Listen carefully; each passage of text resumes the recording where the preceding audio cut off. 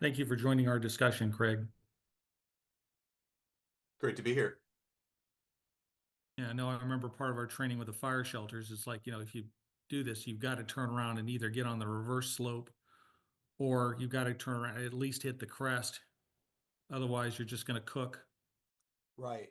Yeah. And Yeah. so that's one of the issues that we're looking at is trying to better understand to be able to predict and forecast fire behavior in these steep terrain Mm. because the models don't do very well right now with that.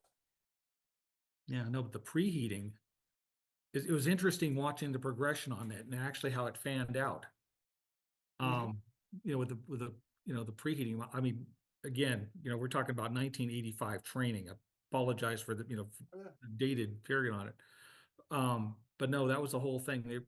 Basically, one of the guys said that the fire will progress if it's going uphill 3 times faster than it will downhill. Mhm.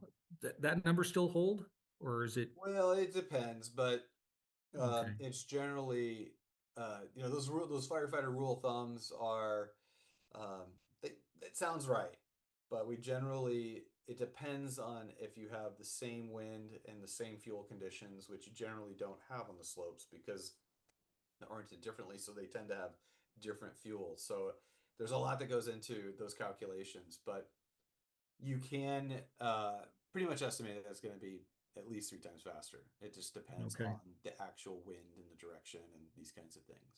Yeah, no, the way they just described it was everything ends up being preheated. You end up with a draft effect that ends up pulling even more oxygen in, and it just, runs up. But no, this is, yeah, few of the old things, still percolating in the head, on Yeah. this stuff. Um, but no, what I really like and admire is the way you guys did a multifaceted approach to all this, where you're bringing all the tech to play to turn around and try and look at it from as many different vantage points as you possibly can. Um, Yeah, well, you have to because there's different scales involved from like the combustion scale at the fire front and what the fuels are like and how they what role they play at each level in the canyon, for example, understanding any changes in the fuel structure along the canyon, understanding the ambient wind conditions. Like we launched a weather balloon, we had our radar there, we had some probes in the fire in the canyon, we had cameras, we had measuring turbulence and wind at the top of the canyon.